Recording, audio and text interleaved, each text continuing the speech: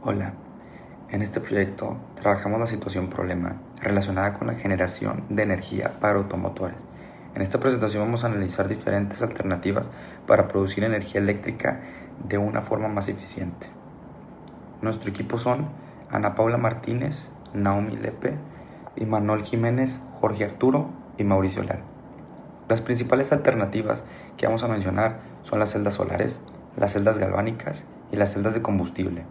De cada una se explicará de manera general cómo funciona, cuáles son sus ventajas y desventajas, y qué tan viable puede ser como fuente de energía.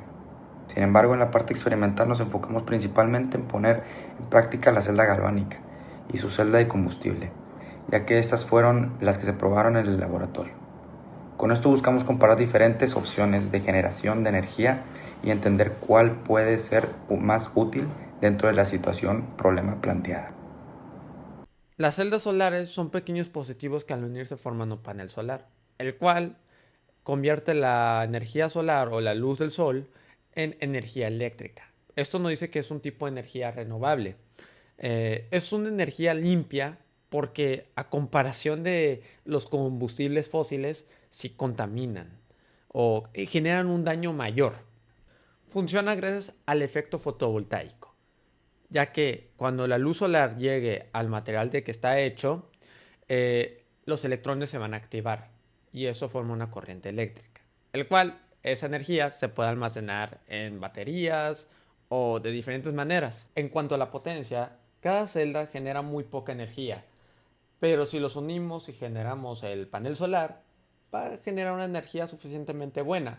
Sus usos pueden ser en casas, edificios, electrodomésticos, carga de dispositivos y entre otras cosas. Tiene ventajas y desventajas, las cuales sus ventajas son que tiene una vida muy útil, una vida larga, son energías limpias, se pueden usar donde sea, te genera un gasto menor de electricidad. Y sus desventajas es que cuesta mucho en su instalación, también depende mucho del clima y su capacidad no es la suficientemente alta como para tener la electricidad o usar su electricidad en toda la casa, sino en pequeños puntos. Ahora hablaré sobre la celda galvánica. Este es un dispositivo que nos permite convertir la energía química en energía eléctrica a través de una reacción redox espontánea. Ahora, en cuanto a su funcionamiento, podemos apoyarnos en la imagen que vemos.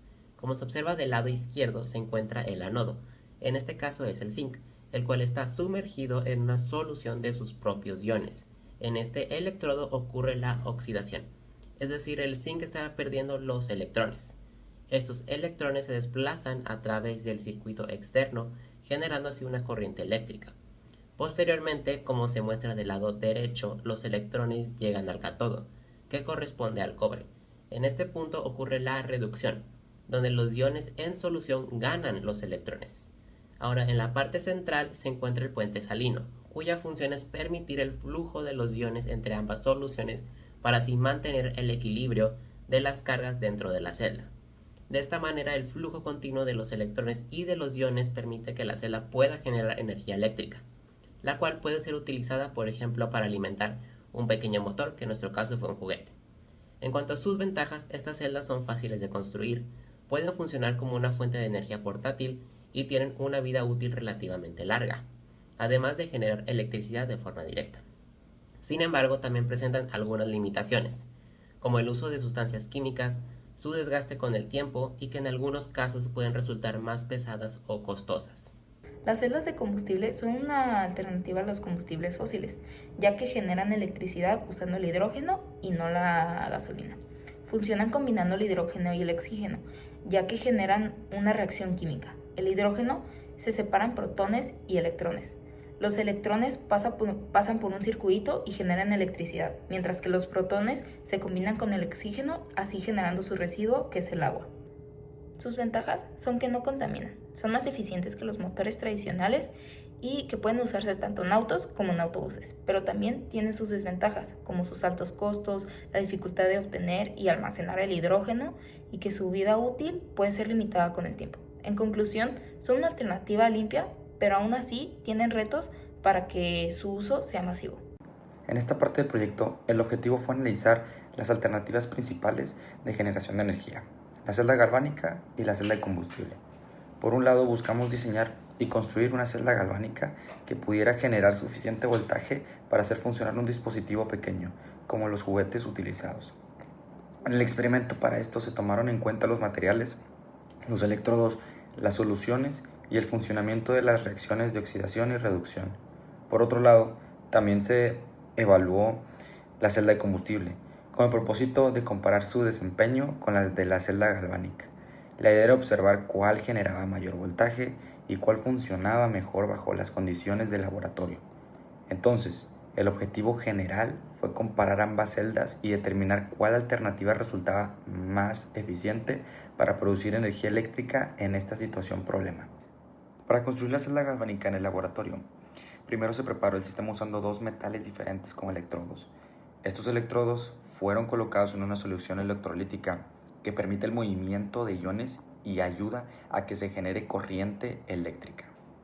De manera general, un electrodo funciona como ánodo y el otro como cátodo. O sea, lo importante es que esta diferencia permite que los electrones se muevan por el circuito externo. Después, conectamos los electrodos con cables tipo caimán para cerrar el circuito y poder medir el voltaje generado. También se utilizó un puente salino para mantener el equilibrio de cargas dentro del sistema y permitir que la reacción continuara.